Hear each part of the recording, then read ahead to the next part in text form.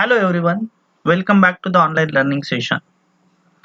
In the previous session, we have covered the first point of unit number 1, that is what is personality, then the various types of personalities.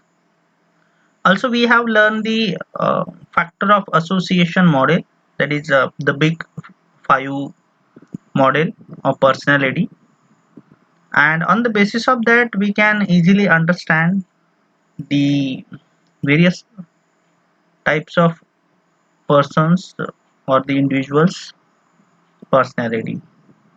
Now today we'll going to learn the various personality traits. It can be also called as the determinants of personality. So personality is not determined by a single factor but by an accumulation of many factors. Some of those factors are psychological while others are physical, biological and hereditary. Now, as I have compiled some of the most influential factors when it comes to determinants of personality. So, the determinants of personality can perhaps best be grouped in 5 broad categories. That is the biological factors or the traits, the cultural traits, the family traits, the social traits, and the situational traits. So these all are called as the determinants of personality, or it can be also called as the factors of personality. So now we'll see one by one. So first, the biological factor. In biological factor, the first point is heredity. So heredity refers to those factors that were determined at conception. Physical status, facial attractiveness, sex, temperament, muscle composition and reflexes, energy level, and biological rhythms are characteristics that are considered to be inherent from one's parents. So, the hereditary approach argues that the ultimate explanation of an individual's personality is the molecular structure of the genes located in the chromosomes. Then, the second biological factor is brain. So the second biological approach is to concentrate on the role that the brain plays in personality. The psychologists are unable to prove empirically the contribution of the human brain in influencing the personality.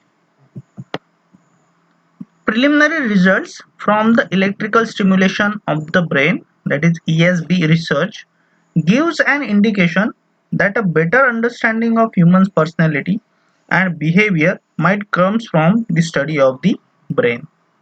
Then the third biological factor is biofeedback. So until recently, psychologists and the physiologists felt that certain biological functions such as brainwaves patterns, gastric and hormonal secretions, and fluctuations in blood pressure and screen temperature were beyond conscious control. Now, some scientists believe that these involuntary functions can be consciously controlled through biofeedback techniques. So, in BFT, the individual learns the internal rhythms of a particular body process through electronic signals that are feedback from equipment that is wired to the body. Then the next biological factor is physical features. So a vital ingredient of the personality and individual's external appearance in biologically determine the fact that a person is tall or short, fat or skinny, black or white will influence the person's effect on others, and this in turn will affect the self concept. So as we have seen the biological factors, the next factors of the determinants of personality is the cultural factors. So in cultural factors, Among the factors that influence personality information is the culture in which we are raised, the early conditioning, norms prevailing within the family, friends and social groups and other miscellaneous experiences that impacts us. The culture largely determines attitude towards independence, aggression, competition, cooperation, and a host of other human responses. So, according to Paul M. H. Musen, each culture expects and trains its members to behave in ways that are acceptable to the group. To a marked degree, the child's cultural group defines the range of experiences and situations he is likely to encounter and the values and personality characteristics that will be reinforced and hence learn. Now the next factor is family factors. Whereas the culture generally prescribe and limit what a person can be taught, it is the family and the latter the social group which selects, interprets and dispense the culture. Thus, the family probability has the most significant impact on the early personality development. So, a substantial amount of empirical evidence indicates that overall home environment created by their parents, in addition to their direct influence, is critical to personality development. The parents play an especially important part in the identification process, which is important to the person's early development. According to Michel, the process can be examined from three different perspectives.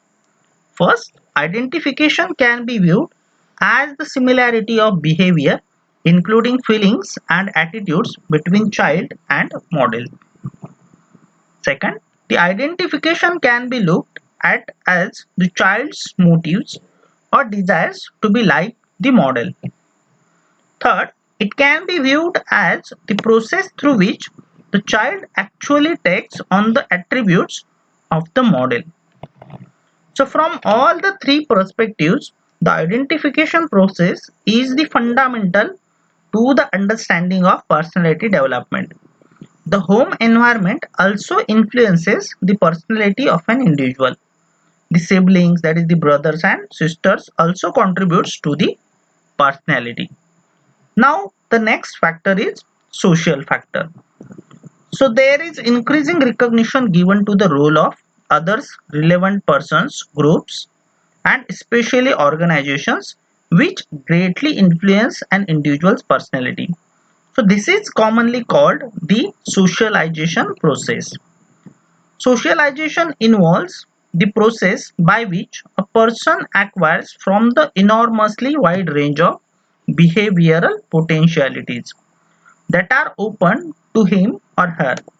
Those are ultimately synthesized and absorbed. Socialization starts with the initial contact between a mother and her infant. After infancy, other members of the immediate family, father, brothers, sisters, and close relatives or friends, then the social group, that is peer, school friends, and members of the work group play influential roles. So socialization process is especially relevant to the organization behavior because the process is not confined to early childhood. Taking place rather throughout one's life, in particular, the evidence is accumulating that socialization may be one of the best explanation for why employees behave the way they do in their today's organizations. The next factor is situational factors or the determinants of personality. So human personality is also influenced by situational factors. The effect of the environment is quite strong. Knowledge, skill and language are obviously acquired and represents important modifications of behavior. A individual's personality, while generally stable and consistent, does change in Different situations, the varying demands of different situations call forth different aspects of one's personality. So according to Milgram, situation experts an important press on the individual. It exercises constraints and may provide a push. In certain circumstances, it is not so much the kind of person a man is as the kind of situation in which he is placed that determines his actions. We should therefore not look at personality patterns in isolation. So now we'll conclude today's session with the revision that what we have learned today. We have learned today the various personality traits. It can be also called as the determinants of personality. And the major determinants of personality are the biological factors, the cultural factors, the family factors, the social factors, and the situational factors. So today we'll stop here, and in the next session we'll see how to develop a positive attitude. Thank you.